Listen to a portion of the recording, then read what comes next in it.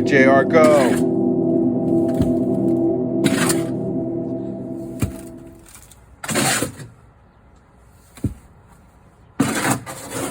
All right, doing an overhead view now of the wheelbarrow. All right, 2015 wheelbarrow. Boy, she's been a good wheelbarrow, hasn't she? Oh yeah.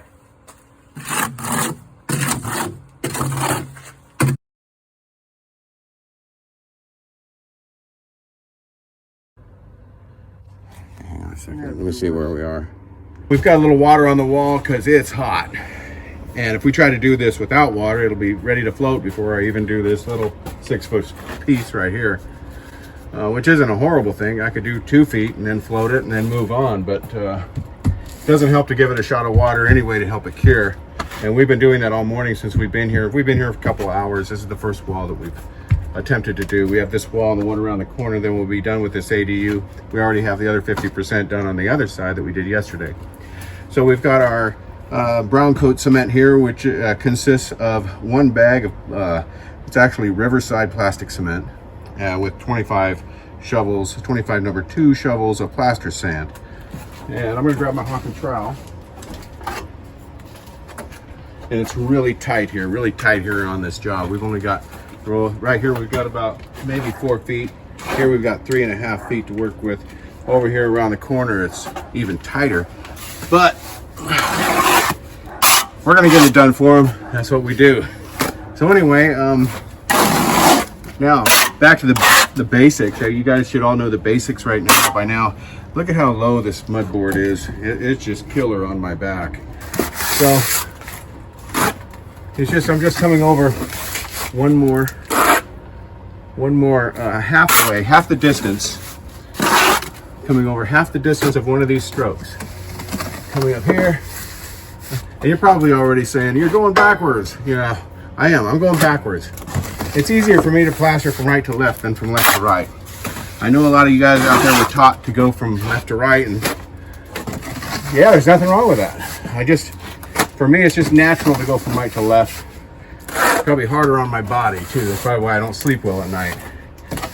Because I can't get comfortable. Because look at how I am. I'm distorted. I'm distorted like this, you know, reaching over like this. I don't know. It's just easier for me to do it. I mean, I could plaster from left to right. I could start over here and go that way.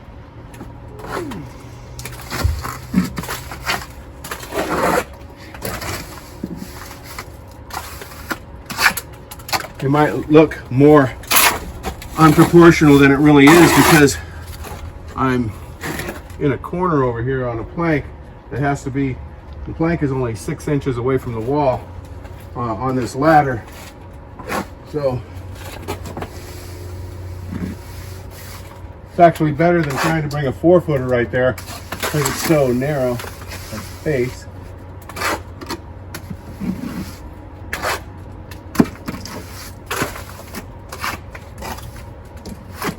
I want to get up here too on this little piece up here because believe it or not, this little piece up here was included in the bid as well, so we don't want to forget it. It's better to have some little tighter mud to get up there so it doesn't fall off my trowel. I'll give you a little camera shot of that here in a little bit. It's just a little 2-inch space that goes up about 10 inches. Only about that wide, right around the corner there.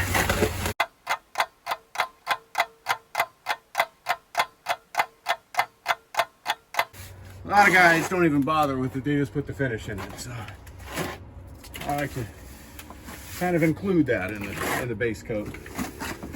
So I don't have to, you know, so it's all done correctly. And that's just, it's all about doing it right, I think. But you know what? I'm not the greatest plaster. I'm not the worst either. But I do the best I can. I just push this mud up there. You know, I got some excess mud here. Just take this and push this up into the top up here. And run your trowel along here and smooth this out really nice.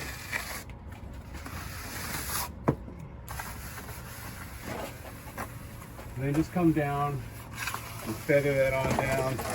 You don't want to put on too much. This is actually really thick right here. That's about an inch thick. It's not going to be that way in the finish, because I'm going to take that down right now.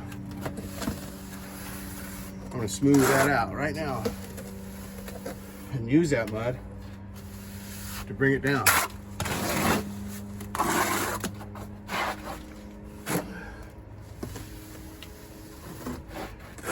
Takes a long time to learn how to get the mud off the front of the hawk like that. Like this. You know, this mud is perfect. JR makes some great mud. He always does. Never fails. Every time I can count on him making the best mud. So look at how much mud I have on here. That's quite a bit of mud. I can even get a lot more mud. Get as much mud as I can on there. That's a lot of mud. Look at that. Now, you should be able to go like this and then stick your trowel in and not spill too much, but look at how much mud I've got on there. And then I put my hawk right here to catch any spillage. I didn't spill any on the ground. Did you see that? I don't want to spill any on the ground any more than I have to, you know, because that means I got to pick it up. And then what? Then I got to get rid of it. So.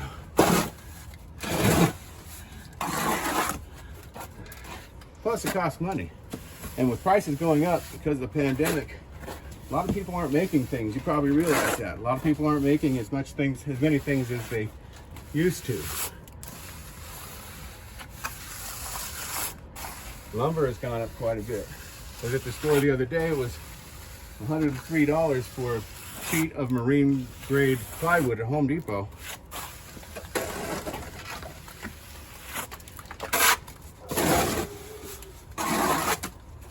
Okay, backing up here a little bit now. Almost got this section.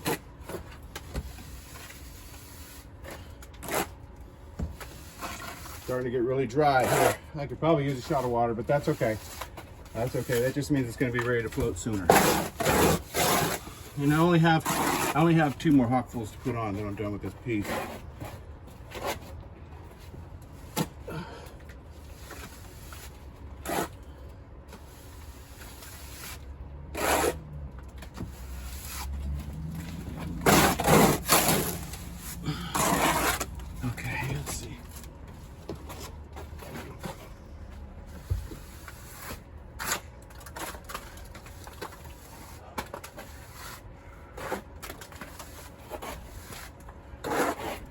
Kind of put more on than you need, a little bit.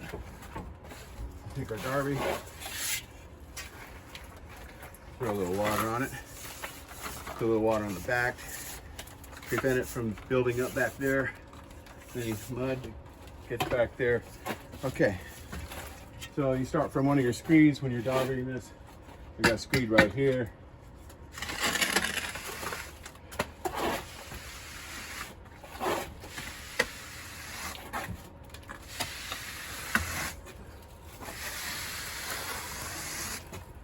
I just push it up like that. A lot of guys, even myself sometimes, will bring it back down like this.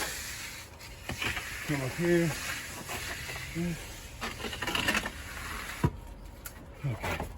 Some guys are really good at this. It looks like I've got a bow or something in the end of my darby, but because it's digging in right there, but I think maybe it just needs a little bit more mud on the wall. I'm gonna check my darby right now and see. All right, let's look at it. Pretty straight. Might be the problem. It might need to be bent a little bit. Let's try it like this. I'll put the long handle part over here and try it like that.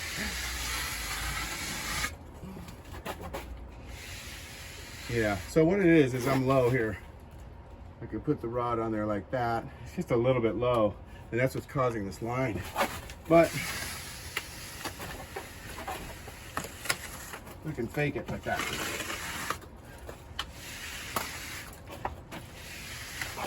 All right, let's see. There you go. Then pull it like this. Oh.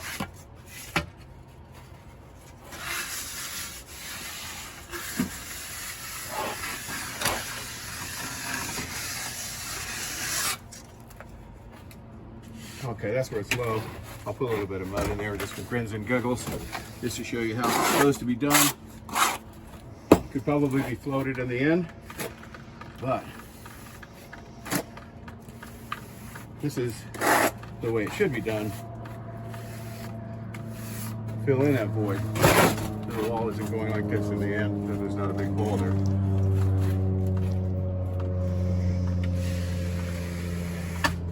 That takes care of that. And I'm putting a little bit of flex on my darby as I go up the wall. Not to mention I'm also not putting it on there flat like that, but I'm holding it back that much. You see the distance from here to the wall. Looks like about an inch. Here's a rock.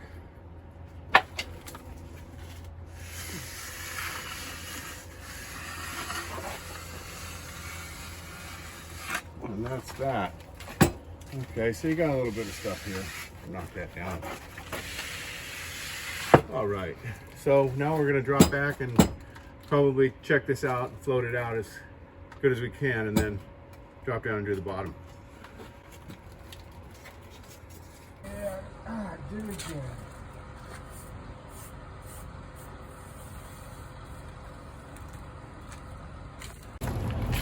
Okay guys, I'm getting ready to get my girdle on now. So the reason I do this is because when I come out to the job, if I have to do a wall like this, brown coating, doing it with just a hock and a trowel, it's going to be time consuming, and it's going to be hard on my arms, which are already kind of suffering from bursitis. So now it's time to put a little bit of pain in my back and use this guy here, which is going to expedite the process twofold. So get my glove on. Yeah, look at that wall right there. I mean, that's going to take me probably 10 minutes if I just use a hock and a trowel.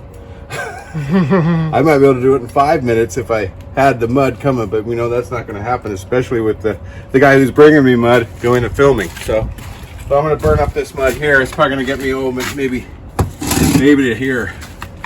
So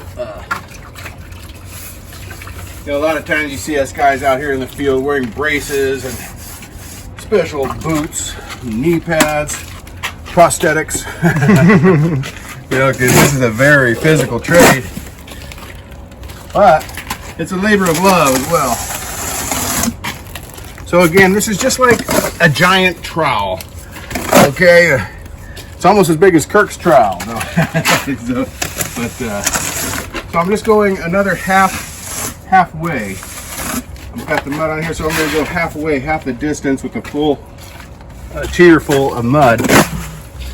And I'm going to put that right on where I left that last bead right there. So I'm just going to go with that. Then fill in any place I see it might need it.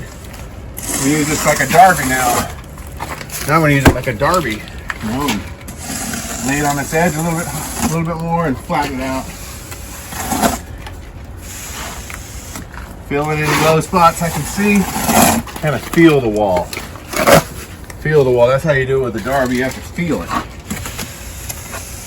So when you're going down like this,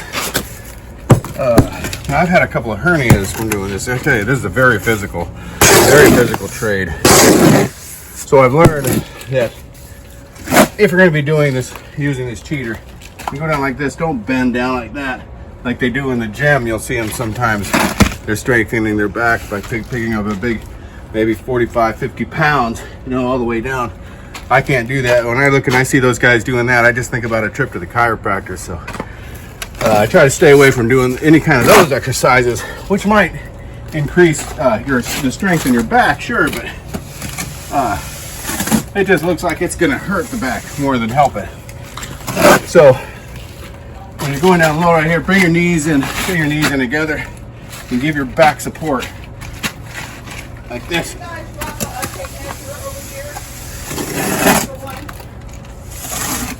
All right. Hey, how you doing? Hi, good. How are you guys? Good. Good morning. Good morning. Did anyone drop a tape measurer? We just happen to have one. Oh, I don't know. Maybe, you know, mine came off the roof. That's what I was thinking. Yeah. Maybe somebody dropped it. I'll hand it to the roofer. Perfect. You tell Alan that we dropping his trash off over here. You know what? All right. I'll let Alan know. What's your name? Tamori. T. Tamori? Yeah. All right, Tamori. Thank you. All right. So I'm going to put on the rest of this mud, then go ahead and hit it with the Darby. Sometimes, if you're good enough with this, you don't have to hit it with the Darby. You can just float it when it becomes floatable.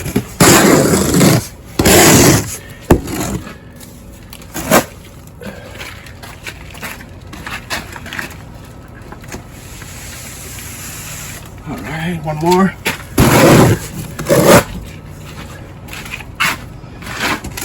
I don't have very much on my cheater or trowel, and I don't go very far, right? And that looks very darbyable to me. So I'll grab my Darby here. We'll start on the bottom. Now again, you guys probably thinking, oh, you're going the wrong way, Ken. You should be going left or right. Maybe, but if most of you know me, I go from right to left and scratch and brown. Just the way I was taught, and it's kind of stuck with me. What I do is I pull it into the work that's already done back here. Because if I pull it the other way, then I'm digging in over here. It's okay to dig in over here because when I put this next belt of mud on here, I'm going to be coming into it and smoothing it out right on that joint. So, like this, right along the bottom, that's the first thing you do. You come up about a foot from the bottom and then start leveling it out. Whew. That's pretty good right there. You can sweeten it up.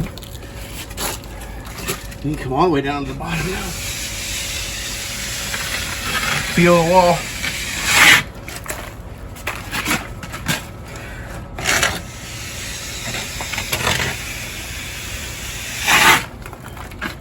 And that's about as straight as it gets. I'm gonna put this rod on here to check it. Perfect. A little low right here.